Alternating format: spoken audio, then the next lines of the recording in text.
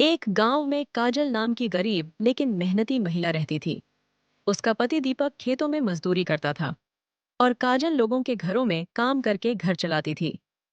काजल की छोटी बहन निधि बहुत अमीर थी।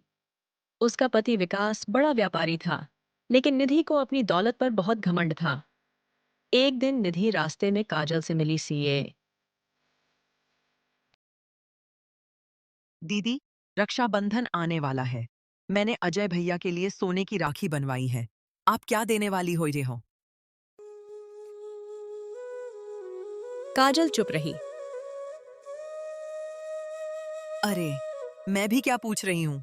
आप जैसी गरीब बहन भला क्या देगी? आप भला क्या ही दे सकती हो? हम गरीब जरूर हैं निधि, लेकिन मेहनत की कमाई खाते हैं।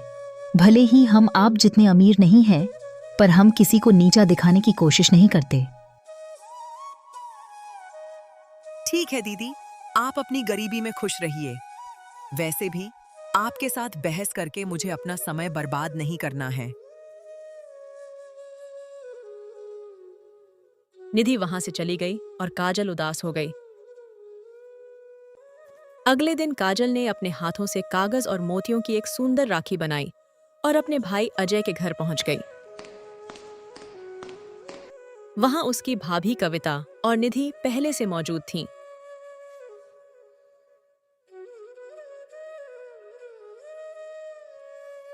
ये क्या ले आई? कागज की राखी।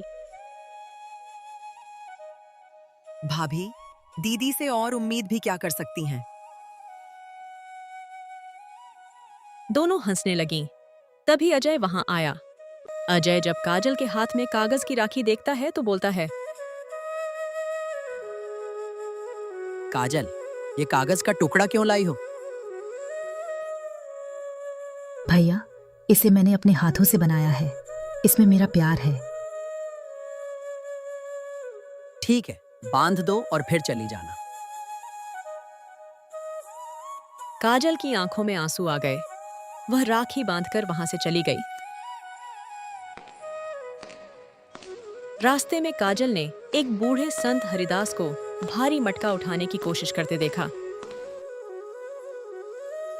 बाबा, लाइए, मैं आपके घर तक पहुंचा देती हूँ। काजल मटका उनके घर पहुंचा देती है।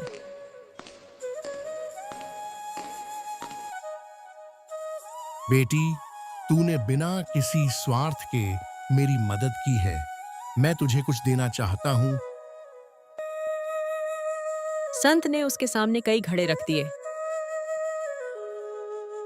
इनमें से एक घड़ा चुन लो। इसमें तुम्हारे कर्मों का फल मिलेगा। काजल ने एक साधारण घड़ा चुना और घर ले आई। घर पहुंचकर उसने दीपक के साथ घड़ा खोला। घड़े में चमकते हुए सोने के सिक्के भरे थे। हे भगवान, इतने सारे सोने के सिक्के! दीपक, इन पैसों को सिर्फ खर्च नहीं करेंगे, इनसे अपना काम शुरू करेंगे।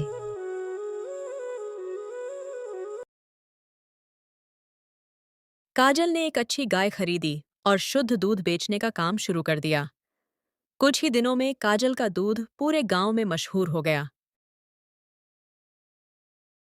काजल बिटिया, तुम्हारा दूध बहुत अच्छा है और कीमत भी कम है। धीरे धीरे सभी लोग काजल से दूध खरीदने लगे। इससे उसके भाई अजय का दूध का व्यापार कम हो गया, क्योंकि वह दूध में पानी मिलाता था। निधि को काजल की सफलता से बहुत जलन होने लगी। एक दिन निधि को रास्ते में वही संत हरिदास मिल गए। संत ने उससे मटका उठाने के लिए कहा। पहले निधि ने मना कर दिया, लेकिन जब उसे पता चला कि काजल को संत से घड़ा मिला था, तो वह लालच में मटका उठाकर उनके घर पहुंचा देती है। संत उसके सामने भी कई घड़े रख देते हैं। निधि सबसे सुंदर घड़ा चुन लेती है। घर जाकर जब वह उसे खोलती है तो उसमें सिर्फ कंकड़ और पत्थर निकलते हैं।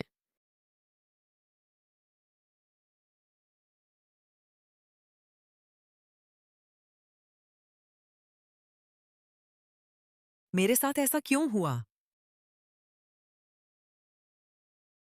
उसे समझ नहीं आया कि अच्छे कर्म सिर्फ दिखावे से नहीं होते।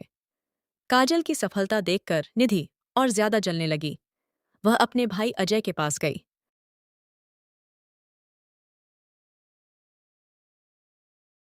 भैया, अगर काजल का दूध बिकता रहा तो आपका व्यापार खत्म हो जाएगा। हमें उसका दिया दूध का काम बंद करना होगा। अजय लालच में आ गया। उस रात दोनों चुपके से काजल के घर पहुंचे और उसकी गाय का दूध निकालकर ले गए। अगले दिन काजल की गाय के पास दूध नहीं था। यह कई दिनों तक होता रहा। फिर काजल को शक हो गया। काजल ने उस रात गाय के थनों पर हल्की नीली स्याही लगा दी और आसपास गीली मिट्टी फैला दी। फिर वह पेड़ के पीछे छिप गई। आधी रात को अजय और निधि वहां पहुंचे। अजय के हाथों पर नीली स्याही लग गई और मिट्टी में उनके पैरों के निशान भी बन गए। अगली सुबह काजल मुखिया रघुवीर के पास पहुंची। सारे गांव के लोग इकट्ठा हो गए।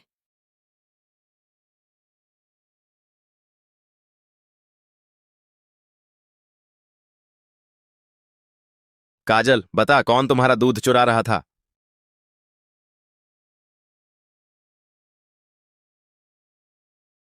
मुखिया जी, मेरा दूध मेरे भाई अजय और बहन निधि चुरा रहे थे।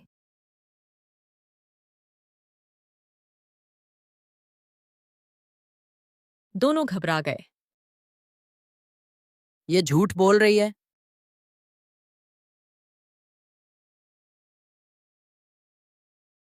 तभी मुखिया की नजर अजय के नीले हाथों पर पड़ी।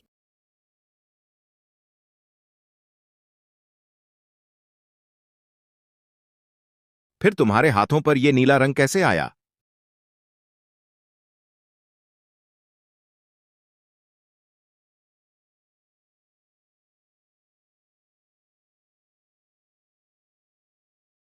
मुखिया जी, मुझसे गलती हो गई। मैंने ही काजल का दूध चुराया था।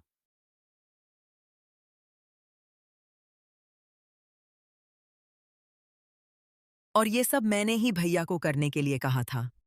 मैं काजल को अपने से आगे बढ़ता नहीं देख सकती थी।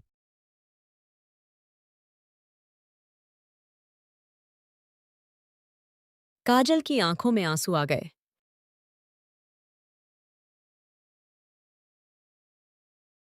भाई बहन एक दूसरे का सहारा होते हैं, लेकिन आप दोनों मेरी तरक्की से जलने लगे।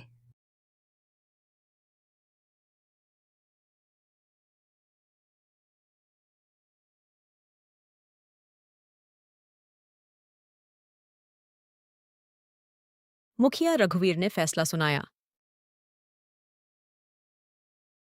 अगले 3 महीने तक तुम दोनों काजल की गाय की देखभाल करोगे और उसके नुकसान की भरपाई भी करोगे। जी मुखिया जी, हमें अपनी गलती का एहसास हो गया है। धीरे धीरे दोनों ने अपनी गलती सुधारने की कोशिश की। काजल का व्यापार फिर से चल पड़ा और वह खुशी से अपना जीवन जीने लगी। दौलत इंसान को बड़ा नहीं बनाती, उती देती। उसके कर्म और उसका व्यवहार उसे बड़ा बनाते हैं। कहानी की सीख: जो इंसान दूसरों के लिए अच्छा करता है, उसे उसके अच्छे कर्मों का फल जरूर मिलता है, लेकिन जलन और लालच का रास्ता हमेशा इंसान को नीचे गिराता है।